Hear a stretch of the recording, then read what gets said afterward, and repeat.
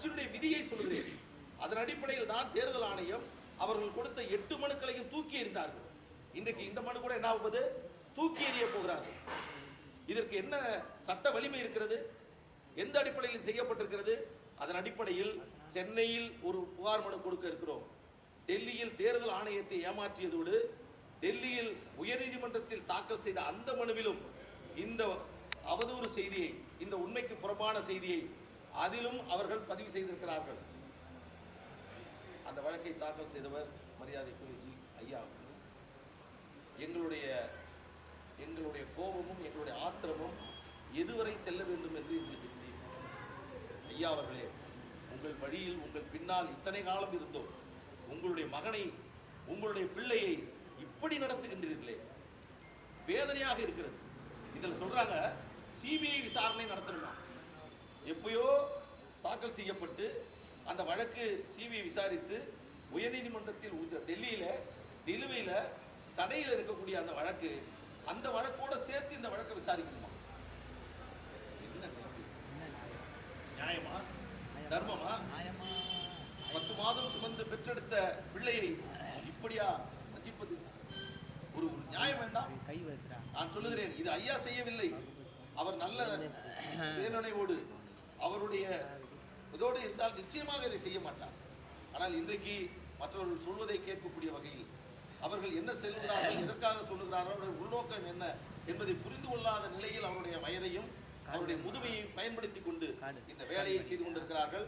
நாங்கள் இதற்கு பிறகும் எந்த நாகரிகத்தையும், எந்த ஒரு கட்சியில் இருந்தார், பழகினார், எங்களோடு இருந்தார் என்பதற்காக இனி ஜி.கே. மணி அவர்களை நாங்கள் பொறுத்துக் கொள்ள முடியாது.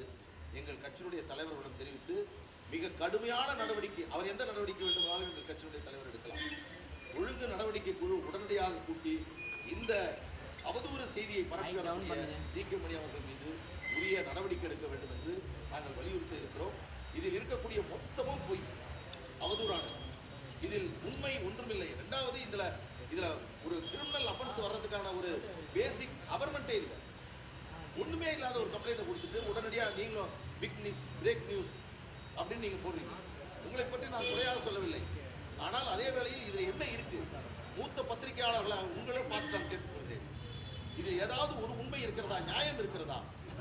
எந்த இடத்திலாவது அவர்கள் வெற்றி பெற்றிருக்கிறார்களா? தேர்தல் ஆணையத்தில் தோல்வி, உயர்நீதிமன்றம், சென்னை உயர்நீதிமன்றத்தில் தோல்வி, டெல்லி உயர்நீதிமன்றத்தில் தோல்வி. அவர்கள் இந்த தடை வாங்க வேண்டும் என்று காவல் நிலையத்தில் கொடுக்கப்பட்ட புகார்கள் மீது நடவடிக்கை இல்லை, எதுவுமே இல்லை. இன்று வரையில் ஒரு சிறு வெற்றியை கூட அவர்களால் பெற முடியவில்லை, இனி பெற முடியாது. நான் இன்றைக்கு சொல்லுகிறேன், அடித்து சொல்கிறேன், எங்களிடமிருந்து பாட்டாளி மக்கள் கட்சியை பறிக்க முடியாது. மருத்துவர் அன்புமணி ராமதாஸ் அவர்கள் தான் கட்சியுடைய தலைவராக இருப்பார். வரக்கூடிய 2026 தேர்தலில் மாம்பழம் சின்னத்தில் பாட்டாளி மக்கள் கட்சி போட்டியிடும். இதை யாராலும் தடுக்க முடியாது, பறிக்க முடியாது. நான் இன்றைக்கு சொல்கிறேன். தேர்தல் ஆணையம் ரெண்டு பக்கமும் பிரச்சனை இருக்கனால மாம்பழ சின்னத்தை வந்து யாருக்கு ஒதுக்க முடியாது போட்டு பண்ணியிருக்கிறாங்க. எப்படி இதற்கு ரொம்ப அமைதியா ஒரு பதில் சொல்றேன். நேற்று கூட அதை பிரேக்கிங் நியூஸ் போட்டிருந்தீங்க. நான் கோர்ட் மீட்டில் இருக்கும்போதே எனக்கு சோசியல் மீடியாவில் வந்து நான் வந்து வாட்ஸ்அப்பில் பார்த்தேன். டெல்லி உயர்நீதிமன்றத்தில் அந்த வழக்கு வாதம் நடைபெற்ற போது தேர்தல் ஆணையத்தின் சார்பில் ஆஜரான வழக்கறிஞர் பொதுவான கருத்தாக சொன்னார். என்ன சொன்னார்னா, நாங்கள் அங்கீகரிக்கப்படாத பதிவு செய்யப்பட்ட அரசியல் கட்சியை பொறுத்தவரையில் அதனுடைய உட்கட்சி பிரச்சனையில் நாங்கள் தலையிட மாட்டோம். அவர்களிடமிருந்து வரக்கூடிய மனுக்கள், தீர்மானங்கள், அதை நாங்கள் பதிவு செய்து வைத்துக் கொள்வோம், ஆவணமாக காத்துக்கொள்வோம்.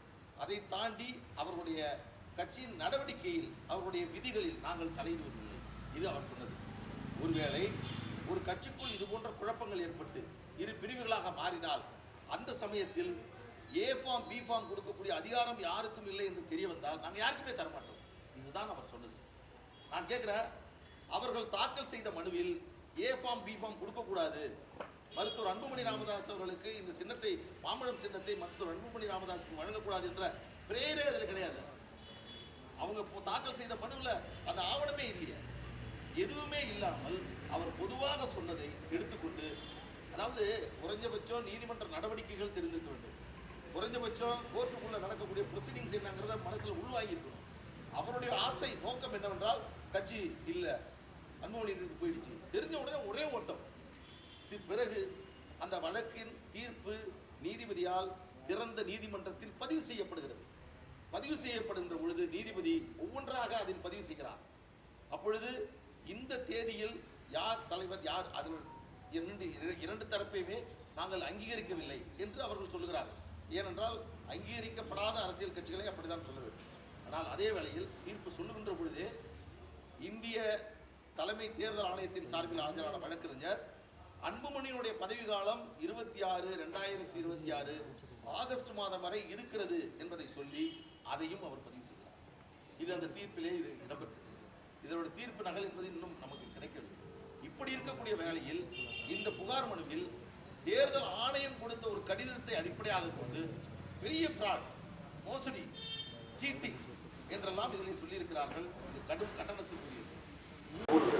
அவ்வளவு மோசடி.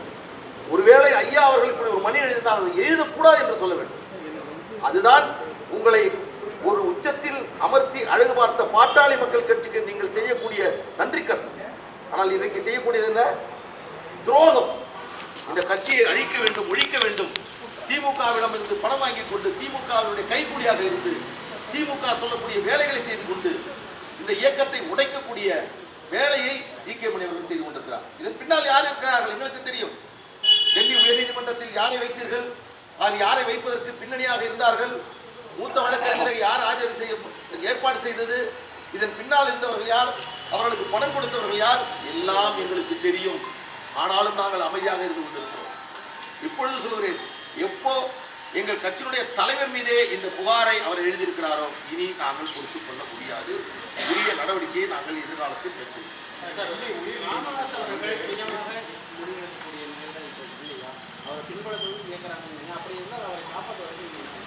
அதாவது எல்லா நிலைகளிலும் இன்று வரை மருத்துவர் அன்புமணி ராமதாஸ் எங்கள் ஐயாவுடைய நலன் மீது, அவருடைய உடல்நலன் மீது, மனநலன் மீது மிகுந்த அக்கறை கொண்டவர். எனவேதான் எந்த கருத்தையும் அவர் மீது நாங்கள் தயங்குகிறோம், அஞ்சுகிறோம், சொல்லிவிடக்கூடாது என்று நாங்கள். ஆனால் பல கருத்துக்களை அவர் சொல்லிவிடுகிறார். எனவே இது இதனுடைய கைப்பாவையாக அவர் மாற்றப்பட்டிருக்கிறார். இதுதான் உண்மை. இந்த உண்மை அத்தனையும் வெளியே வரும். பாட்டாளி மக்கள் கட்சியை அவர்கள் நினைப்பதை போன்று எந்த விதத்திலும் வரலாம்.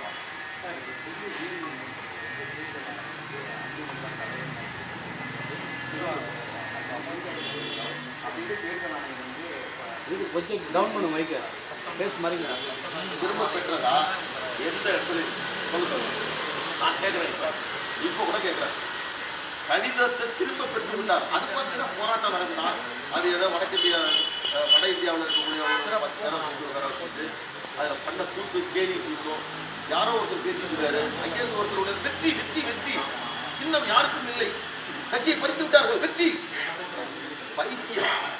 பைத்தியம் அவங்களுக்கு கொஞ்சம் கூட அடிப்படை அறிவுலாம் 10 நிமிஷத்துல அந்த போலி வேஷம் கரெக்ட்.